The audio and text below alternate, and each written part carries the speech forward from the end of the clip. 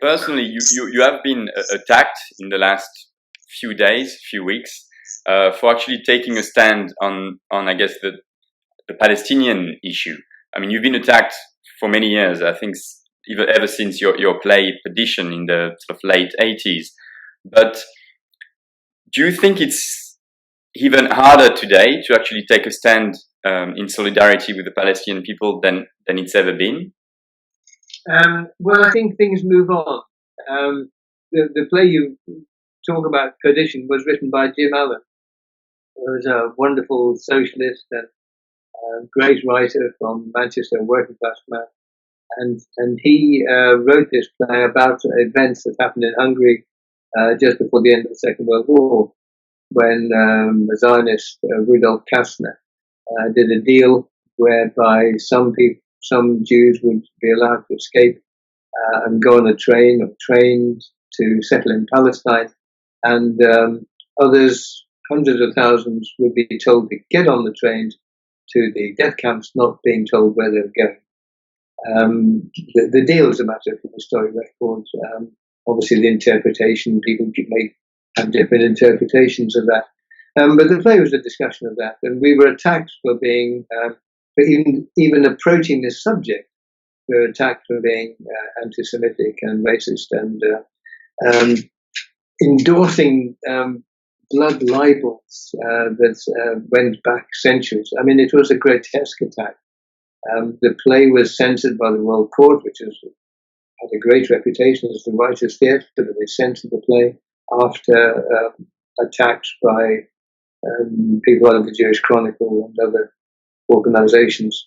Of course, the people who came to defense were Jews, as always. The people who saw the truth of what the play was saying were Jews, and they defended this magnificently. But since then, I've been in the firing line, and it seems now that anyone who stands up for the Palestinians will get abuse, even though I think all people are doing is defending human rights and saying human rights apply to everyone, and that the Palestinians are entitled to live in peace and security in their homes as much as anyone else. So it's got much tougher, and I think the problem has been that our governments collectively, the United States and Britain, and of course Europe as well, have colluded in the oppression of the Palestinians by doing deals with Israel. Trade deals, of course, are the biggest issues, and cultural affairs, sporting. I mean, Israel plays in European football contests, bizarrely. Egypt doesn't. Lebanon doesn't. Algeria, Morocco. They're in North Africa. Israel is physically in North Africa. What's it doing in the European football competition?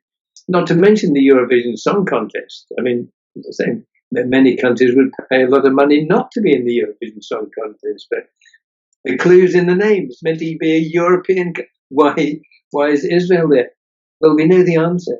It's part of the cultural offensive to say, yes, Israel is really a Western democracy.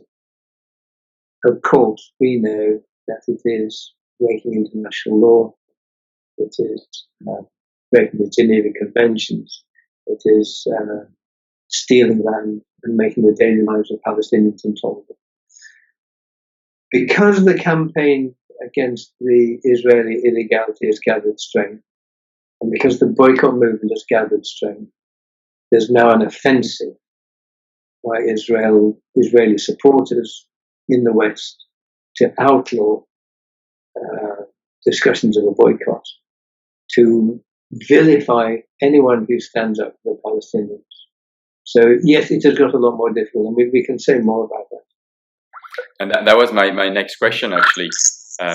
Right now, you have BDS activists in Europe being actually criminalized for supporting the boycott. You've got people like Moshe Mashova in the UK being kicked out of the Labour Party to write about anti-Zionism. You've got Roger Waters, yourself, being accused of being anti-Semite, of giving spurious legitimacy to Holocaust denial. And on top of that, you've got Tony Blair talking about alliances between the left and Islamists. do you see a pattern here, or can you connect the dots somehow? Well, I think it is.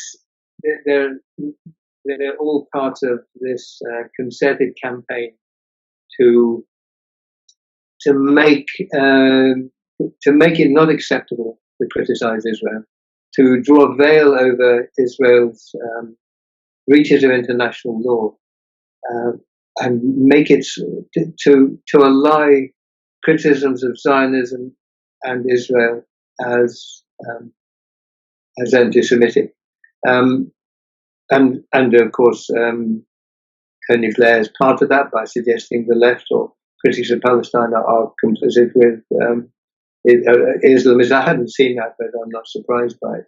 The expulsion of Moshe Makava from the Labour Party, which again I've heard about, I haven't read the details, but I mean he's a man of great integrity, an academic, an elderly man.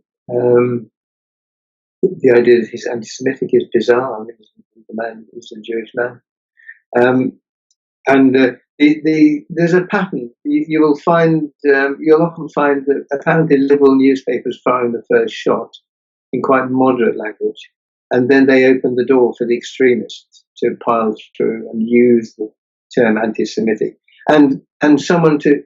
I mean, I was accused, obviously wrongly, of giving spurious legitimacy to Holocaust denial. Of course, I didn't do anything of the kind. Somebody quoted another interview that someone else had done at me in a BBC broadcast. And I didn't know what had been said. I didn't know what I was asked to defend or condemn. And I just played for time and made a generalization. And those words were twisted to suggest I tolerated Holocaust denial. Of course I don't. I don't. The Holocaust is a real historical event of the World War II. It's as real as slavery. But the idea that history cannot be discussed, the Holocaust is discussed at length, continuously, and rightly so, through museums, through films, through papers, through books. Of course, it's discussed continuously, as is the war, as is the rise of fascism, and who supported fascism, which is discussed rather less, because that involves big business and wars. So the first shot is fired in quite moderate language, and then you get a piece which I've just discovered today, written by a man called Howard Jacobson, who is a writer, an English writer, writing in the New York Times. And I have it in front of me, and he discusses, he uses phrases like, there's the whiff of bloodlust, even from the Labour Party conference in Brighton. Even in Brighton, his choice, he says, the whiff of bloodlust rises even from Brighton, which is where the Labour Party gathered. Phrases like bloodlust are meant to be incendiary, are meant to be provocative, and to provoke a kind of rage against anybody who is nominated in these attacks, of which I'm one, of course. But the most serious piece comes at the end, when this man attacking us and me and the Labour Party in general says that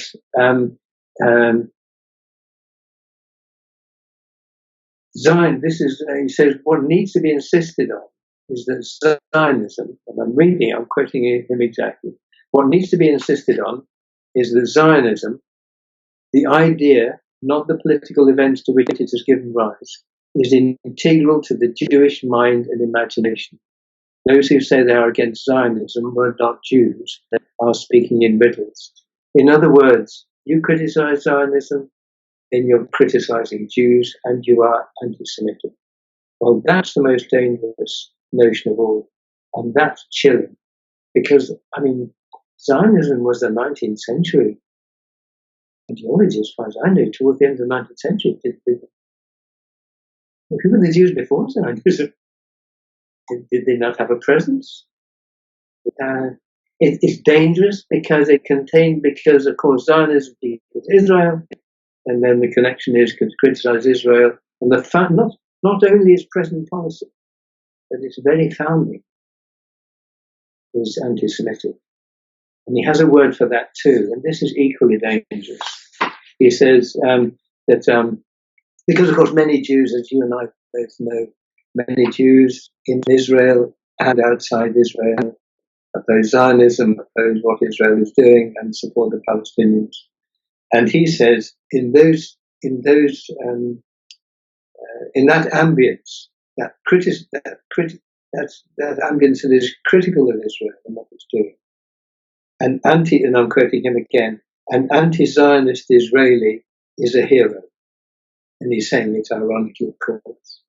So he's trying to undermine even those Jews, brave people in Israel, brave people outside Israel, who have a Jewish background. They are to be condemned as well. So this is dangerous. And this is how it moves forward a notch. I'm sorry, I said rather too much about that.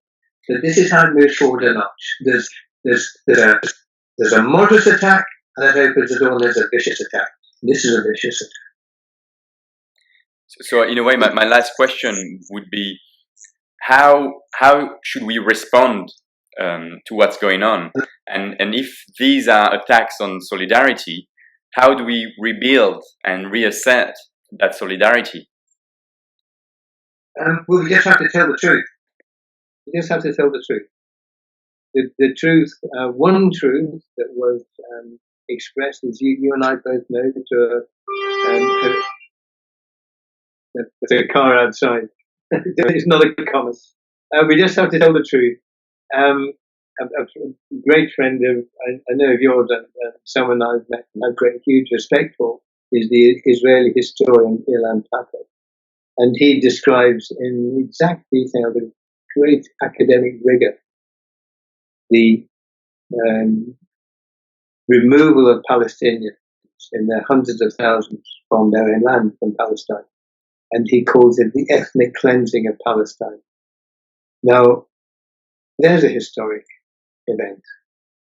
In the end, when you look at the evidence, cannot be challenged. We just have to keep telling the truth. Next year is 70 years since the founding of Israel. We have to assert that truth. Israel was founded on ethnic cleansing. They say people went willingly. Well, they went willingly to refugee camps. They left their homes willingly. Come on, we know the truth. We have to assert the reality of how Israel was founded and the consequences, how that same policy has continued ever since. The consequences for Palestinians, theft of their land, the human rights that they've been denied. We just have to tell the truth. Demand the rule of law, the rule of international law, demand the rule of the Geneva Conventions. Tell the truth.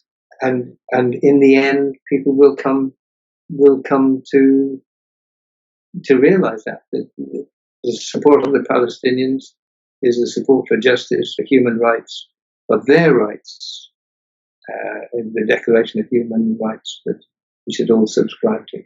So but we have to organize. You have to demand that people support it. People who would consider themselves generally supportive of people living together with peace, say, well, look, no, here's the fact. That how can you not support the Palestinians? Okay, thanks, Ken. Thanks a million.